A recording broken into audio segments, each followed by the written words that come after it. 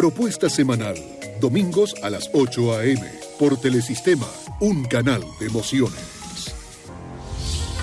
La entrevista del Telematutino 11, gente importante a tratar temas importantes. Nos acompaña Joaquín Jerónimo Berró, arquitecto. Ocupó posiciones importantes en los gobiernos del PLD, en el INVI, en embajador en Cuba. Hubo 32 BNB. CIPEN. Espérate, se me olvidó la más importante, la Superintendencia de Pensiones. Sí, sí. Y justamente por ahí vamos a comenzar, Joaquín, porque tú viviste todo el proceso, tú estabas en CIPEN, de la ley de desarrollo hipotecario, el fideicomiso, etcétera, etcétera, que todo eso fue hecho para una figura privada. Entonces ahora tenemos una multitud de fideicomisos. Decía ayer en un artículo del doctor Leonardo Fernández que está un fideigobierno, porque van como 20 fideicomisos. Y hay muchas inquietudes con el proyecto de ley, aunque la Cámara de Diputados mejoró algo, parece que todavía la cosa no está lo suficientemente clara. ¿Cuál es tu posición? Bueno, Ramón, buenos días y buenos días a los televidentes que te acompañan siempre. Mira, tal como ha señalado, el presidente Fernández, líder de nuestro partido, Fuerza del Pueblo, fijó prácticamente la posición nuestra en su artículo brillante, como siempre, publicado ayer en el periódico Listín Diario, y acuñó esa frase, esa expresión de fideigobierno. Pero bueno, yéndonos a la raíz del tema y con todas sus ramificaciones, hay que decir que efectivamente esa ley 189-11 fue un gran aporte del gobierno del presidente Fernández y se promulgó el 16 de agosto del año 2011, ya al final, en su penúltimo año de gobierno. Y se llamó Ley para el Desarrollo del Mercado Hipotecario y el Fideicomiso. Y en su cuarto considerando se establecía o se celebraba el hecho de que finalmente se estaba logrando crear las condiciones para esa figura jurídica en nuestra legislación que estaba faltando, y hacía décadas que se estaba reclamando la existencia del fideicomiso como figura jurídica, dado que muchas legislaciones de países del área ya la tenían y se estaba usando de manera prolífica. Y efectivamente, a través de esa ley se desarrollaron grandemente los negocios inmobiliarios e hipotecarios con participación del propio Estado como fideicomitente. O sea que eran fideicomisos con participación del sector público, aportando exenciones impositivas, tierras para desarrollo de proyectos. ¿Qué es el ejemplo de Ciudad Juan Bosch? La Ciudad Juan Bosch. En fin, el fideicomiso surgió como una panacea, de verdad, para desarrollar negocios. Entonces, ¿qué es lo malo que ha ocurrido? Que ahora resulta cuestionable el fideicomiso, porque he visto que hasta se cuestiona no el fideicomiso público, que yo lo cuestiono, sino el fideicomiso como figura. Vi ahí una exposición de nuestro amigo Yotin Curi, un excelente jurista, que está planteando la incompatibilidad de la figura del fideicomiso con nuestra legislación de origen francés. Dice que el fideicomiso está más asociado a la legislación anglosajona, que allí funciona lo que se llama el trust. Dice, habla de la teoría de los patrimonios afectados, la afectación de patrimonio, que es incompatible con nuestra legislación. Y hace una serie de argumentaciones. Pero bueno, hace 11 años surgió la figura del fideicomiso, se usó bien en los negocios privados y público-privados y nadie cuestionó nada. ¿Por qué se cuestiona ahora? Porque el gobierno ha convertido el fideicomiso en una piedra de escándalo. ¿Y cómo así? Desde el momento en que pretendió, hace un año justamente, estaba el presidente Abinader en la Feria Fitur de Madrid, cuando estalló esa situación de Punta Catalina, y desde allá dio declaraciones impropias, yo recuerdo, que dijo el fideicomiso de Punta Catalina va y va, y no fue. No fue porque no podía ir. al tratar de crear un fideicomiso para administrar Punta Catalina, creándose un escenario privilegiado para la administración de ese patrimonio público, más allá de las atribuciones que le confieren las leyes y la Constitución, pues afectó todo lo que es la figura del fideicomiso en sentido general. Y la de fideicomiso público ni se diga. O sea, yo por mi parte entiendo que el fideicomiso público no debiera existir. No es que la ley de fideicomiso público tiene que mejorarse, no, es que no puede haber ninguna ley de fideicomiso público buena, cuando lo malo es el fideicomiso público. ¿Por qué no se hizo énfasis en el fideicomiso público cuando se aprobó la ley 189-11 en el 2011? Porque no era necesario. Lo que se necesitaba era crear la figura para el desarrollo de los negocios privados asociados a la inmobiliaria y los negocios hipotecarios, y se abrió la posibilidad de que esos fideicomisos también pudieran ampliarse a otras áreas de negocios y a actividades como la filantropía, la administración sucesoral de patrimonios familiares. Que es el mayor uso que se da en los Estados Unidos. Exacto, y aquí se puede hacer también fideicomisos educativos, filantrópicos, culturales, fideicomisos de inversión inmobiliaria, en donde el Estado puede también desarrollar iniciativas, porque el fideicomiso Pro Pedernales se hizo al amparo de la ley 189-11 en el gobierno de Danilo Medina y nadie lo cuestionó. ¿Por qué nadie lo cuestionó? Porque era una iniciativa sana. ¿Cuál era el criterio? Lo mismo que hizo Banco Central con Infratur en Puerto Plata. Crear un fondo especializado para desarrollar tierras de alta vocación turística y ponerlas en el mercado para la inversión de los desarrolladores turísticos internacionales. Eso fue lo que se hizo en Puerto Plata en los años 70 con Infratur. Bueno, eso pretendía ese fideicomiso de desarrollo inmobiliario del Estado en las tierras de Pedernales. Nadie se opuso, nadie dijo nada, pero ahora sí, ahora hay cuestionamiento porque ya se ve y se vio a través de la intención de Punta Catalina que hay otras intenciones.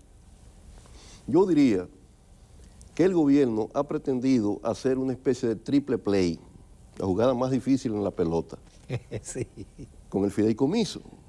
Yo diría, primero, ante el hecho de que ha llegado al tope del endeudamiento con préstamos que ya llegan a 24.000 millones de dólares en menos de 28 meses, al crear la figura del fideicomiso para administrar patrimonios separados del patrimonio público, crea las condiciones de que esos fideicomisos puedan endeudarse con ese patrimonio y esas deudas quedan fuera de las cuentas nacionales. Por el momento, pero se proyectan como una calamidad en el tiempo, pero tiene ese camino, esa válvula de escape.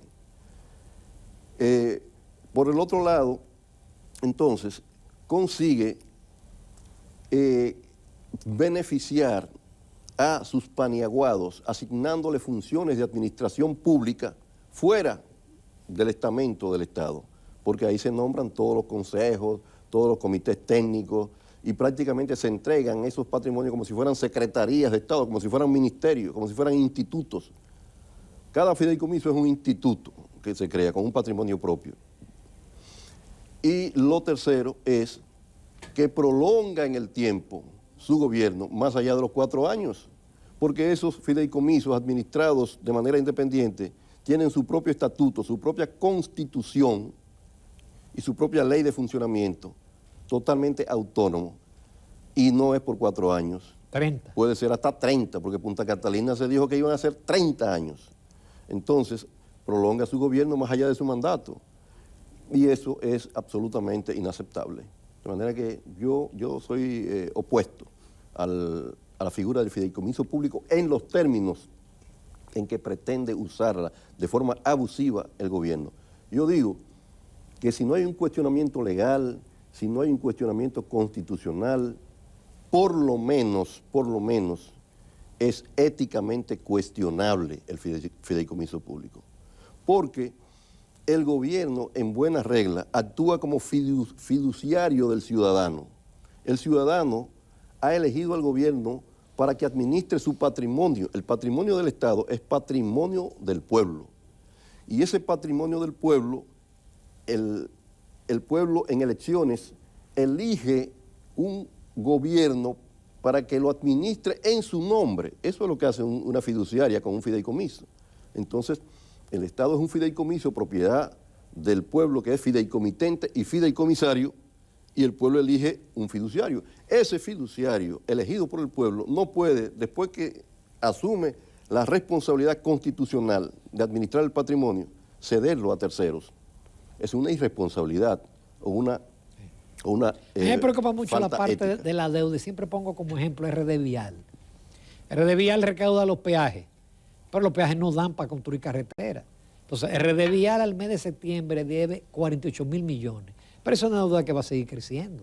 Cuando RD Vial en 20 años se ha devuelto al Estado, ¿quién va a asumir esos pasivos? El Estado, el gobierno, nosotros, sí, los contribuyentes. RD Vial estuvo concebido correctamente al principio. Eso yo lo conversé con Gonzalo Castillo cuando él era ministro de Obras Públicas, que fue cuando surgió el tema, y con el señor Oyer, que fue de los que manejaron esos temas. Y la idea era muy correcta: tomar todo ese flujo que generan los peajes, un flujo que está asegurado, porque ese flujo es seguro. Sí. Todos los años por ahí cruzan los vehículos y eso se puede calcular.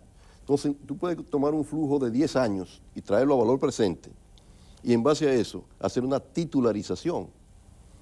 Y con esa titularización recibes un dinero que ya está comprometido a ser pagado con los ingresos de los tolls de peaje. Y entonces esa masa de dinero te permite invertirlo en nuevas carreteras que van a generar a su vez nuevos peajes que te van a aumentar el flujo y que por ende tú vas a entrar como en una cadena. Pero ahí pasó algo como lo de Madoff en Estados Unidos. O sea, se hizo una burbuja y al final... y además aprovechó para no licitar. Exacto. Entonces, al final quedó comprometido el Estado con esa deuda de ese fideicomiso.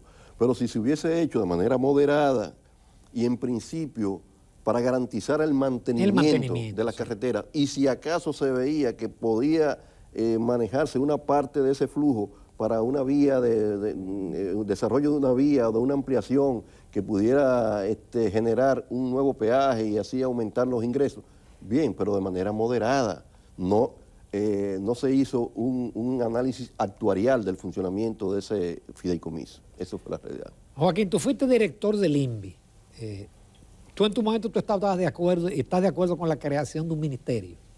O sea, fue una aspiración permanente nuestra. Yo diría que fue una falla no haberlo hecho. Pero eso garantiza que de verdad se minimice el problema del déficit habitacional. Un ministerio. Sí, pero no es solamente el tema de la vivienda. El ministerio siempre se concibió como el Ministerio de Vivienda y Urbanismo, el desarrollo urbano. O sea, que existe en todas partes, casi en todas partes es el Ministerio de Vivienda y Urbanismo.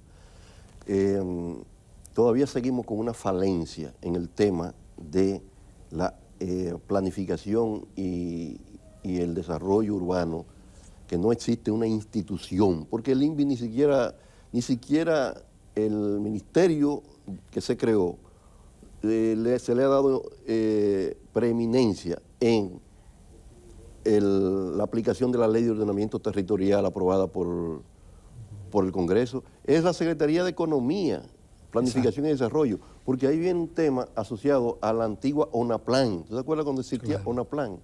ONAPLAN era la Oficina Nacional de Planificación. Entonces trabajaba el espacio regional, el espacio territorial, las normas de desarrollo, etcétera. Eso era lo más parecido que había y tenía área de desarrollo urbano en ONAPLAN. Lo más parecido a un ministerio de planificación urbana. Y de ahí entonces ONAPLAN pasa al secretariado, era el secretariado técnico de la presidencia, y el secretariado técnico de la presidencia se convirtió en Secretaría de Economía, Planificación y Desarrollo. Entonces, todo ese tema va a Ministerio de Economía. Y el Ministerio de Vivienda está ausente de los temas de desarrollo El Ministerio urbano. de Vivienda. Es solamente el Ministerio de Vivienda. Y no hace gran cosa, no se siente el peso del Ministerio de Vivienda. Pero sí era necesario que se hiciera ese ministerio. Estoy de acuerdo. Vamos a una breve pausa, Joaquín Jerónimo. Nos quedan todavía muchos temas, especialmente el tema político. Sí. Volvemos. Propuesta semanal, domingos a las 8 a.m. por Telesistema, un canal de emociones. Continuamos con el arquitecto Joaquín Jerónimo, miembro de la Dirección Política de la Fuerza del Pueblo. Y justamente vamos a hablar de la Fuerza del Pueblo, porque yo he visto artículos de comunicadores que no son lejanos de la Fuerza del Pueblo, que no tienen antipatías y que cuestionan el hecho de que hay como mucho triunfalismo en las filas del partido, especialmente de los sectores que vienen del PLD. Sienten que hay un triunfalismo, que las encuestas, que estamos por encima de Luis Abinader. Eso no es un riesgo, eso no es un peligro de que la gente se duerma o de que venga una encuesta de las tradicionales y muestre un resultado que no es así y que eso le haga daño al partido. Mira, yo creo que no es triunfalismo, es mucho entusiasmo.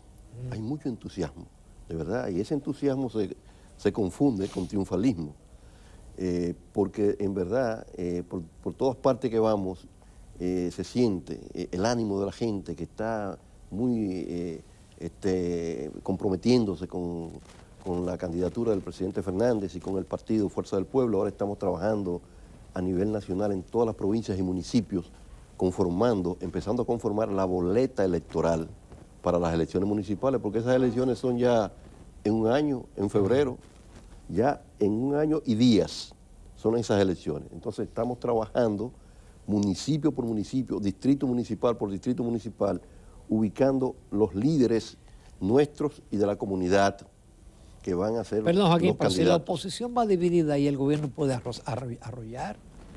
Bueno, el gobierno tiene una gran ventaja, ¿verdad? Y la está usando. Estando en el gobierno, está captando los líderes, no solamente personas que pueden aspirar, sino gente que está hoy en la investidura de alcalde o de director o de regidor, y los está comprando con dinero de donde quiera que lo puede sacar. Están comprando dirigentes. El PLD ha sido la víctima mayor de ese proceso. Por donde quiera le están sacando los alcaldes, los regidores, los directores. Entonces, obviamente, el gobierno tiene una gran ventaja. Sin duda que sí. Pero el pueblo es el pueblo y sabe lo que necesita, lo que quiere en cada sitio, en cada localidad. Y nosotros estamos haciendo el trabajo para ganar las elecciones en los municipios con nuestros mejores candidatos y con los buenos ir a la mesa de negociación a ver si podemos armar algún tipo de alianzas locales. con los partidos de oposición, que debería haber algún tipo de entendimiento por ese razonamiento que tú haces. En un escenario abierto, dividido, el gobierno tiene toda la ventaja, sin dudas. Así es. Y si el gobierno arrasa en las municipales, eso es una señal para las congresuales, que fue lo que quiso hacer el PLD en su momento, en febrero del 2020, y no lo logró. Es una señal, pero no totalmente definitoria, porque el escenario presidencial y congresual es diferente. Es otro. Y ahí nosotros estamos perfilados con el presidente Fernández muy bien, con un posicionamiento privilegiado a estas alturas, y por eso también el entusiasmo es mayor y se confunde con optimismo, con triunfalismo. Es decir, el segundo lugar está garantizado. Y luchando por el primero, porque allá hay lugares donde estamos en el primer lugar. Por ejemplo, en San Juan de la Maguana, nosotros estamos en el primer lugar. Y mira que el presidente ha ido mucho a San Juan de la Maguana. Por eso que va mucho. Por eso que va mucho. En el Gran Santo Domingo, nosotros estamos también. Sí, ahí sí. Ahí sí yo tengo datos. Pero que el Gran Santo Domingo representa un 30% de la votación nacional. Un 30% de la votación nacional. Entonces, cuando analizamos la situación, pues el posicionamiento nuestro es verdaderamente privilegiado. Nosotros en el partido acabamos de salir entre viernes y el día de ayer de una jornada de trabajo continuada en la dirección política del partido, definiendo toda la estrategia para estos primeros 6 meses del año, que son los que van a definir todo hasta el inicio de la campaña, que es ya a partir de julio comienza la pre-campaña y en octubre comienza la campaña. O sea que ya estamos en elecciones. Entonces definimos en este fin de semana, de viernes a lunes, nuestro plan de trabajo en el área electoral, en el área de comunicaciones, en el área de propaganda, en el área de organización y sobre todo en el área de finanzas, porque tenemos que buscar mucho dinero y el dinero lo va a poner el pueblo. Tenemos un plan de finanzas para captar dinero directamente de los afiliados a nuestro padrón, que ya va por 1,5 millones y llegará a 2 millones en el mes de junio de este año. ¿El aporte que reciben del Estado eso no alcanza? No, eso no alcanza. Bueno, en el año electoral el aporte se incrementa y va a llegar quizás a 600 millones de pesos. Pero esta es una campaña que hay que hablar de miles de millones de pesos. Miles, no muchos miles, 2.000, 3.000 millones, pero es mucho dinero porque está la pre-campaña, está las elecciones municipales, las congresuales y las presidenciales, eventualmente en 2 vueltas, 2 elecciones. Entonces, es mucho dinero solamente para cubrir las necesidades de lo que se llama el día de las elecciones, con 250.000 hombres y mujeres defendiendo el voto a nivel nacional en los colegios y en los recintos.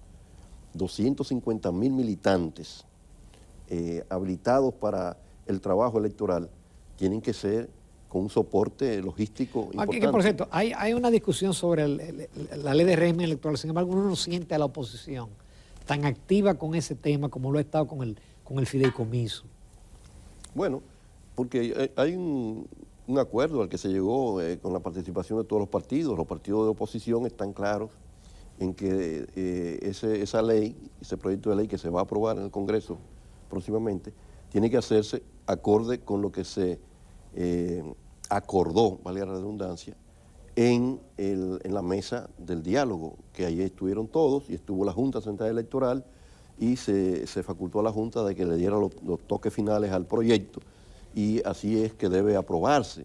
Lo que pasa es que el Senado hizo algunos cambios que no son los apropiados. Entonces, eso se va a resolver. Por ejemplo, yo entiendo que a la oposición le conviene que haya un tope al gasto. Sí. A la oposición que más le conviene que haya un tope. Claro, al partido de gobierno no le conviene que haya un tope al gasto. Por eso lo quitaron. Lo quitaron en el Senado. Sí, muy bien. Esperemos que en la Cámara de Diputados, porque yo pienso que es una aspiración genuina. Las campañas son demasiado costosas en República Dominicana. Sí, demasiado. Y eso hace que fluya dinero. Fíjate cómo Pagante narra que un propietario de medio de comunicación le llevó cheque por ¿cuánto? 150 millones de pesos de aporte. Sí. Y ese es uno solo. Sí, debe haber un tope al gasto de campaña y al monto de las contribuciones, como en Estados Unidos. Exacto. ¿Aspira Joaquín Jerónimo a alguna posición electiva? Bueno, hasta ahora no, pero si fuera necesario lo haremos, porque tenemos que armar la boleta. Y si hay que sacrificar a alguien, yo me ofrezco. Eso no es sacrificio. No, a veces es sacrificio. Luis Toral nos hace una anécdota de los tiempos en que él inició en la política en Barahona. Él era muy jovencito cuando Balaguer Balaguer lo descubrió. Lo fichó, como dicen en deporte. Entonces, él es nuestro director electoral en el partido, sí. Está haciendo un trabajo extraordinario. Y para las elecciones del 86 era un poco difícil para Balaguer, ¿verdad? Algunas provincias, Barahona era una provincia difícil y había que tener un candidato a alcalde, síndico, era síndico en esa época. Y Balaguer le pidió al Toral que fuera el candidato a síndico y él fue el candidato a síndico y perdió. Suerte. Perdió. Bueno, gracias a eso escaló. Perdió. Entonces, cuando pasan las elecciones, Balaguer lo felicita por su gran trabajo. Y le dice, pero presidente, si yo perdí. Sí, pero usted no tenía que ganar. Usted fue ahí para perder, pero de la mejor manera, que no perdiéramos por mucho. Entonces fue sacrificado. Pero gracias a eso después fue gobernador, Sí, tuvo muchísimas posiciones. Exacto, porque es un tipo brillante realmente. Sí, es una buena adquisición. Sí. Joaquín, te agradezco muchísimo la participación. Bueno, gracias como siempre. Y mis saludos a Jacqueline, donde esté. Sí, ella lamenta no estar aquí contigo, porque a ella le encanta tu participación. Bueno, gracias. Suerte. Igual. Nos vamos a comerciales, amables televidentes. Volvemos con la recta final del Telematutino 11.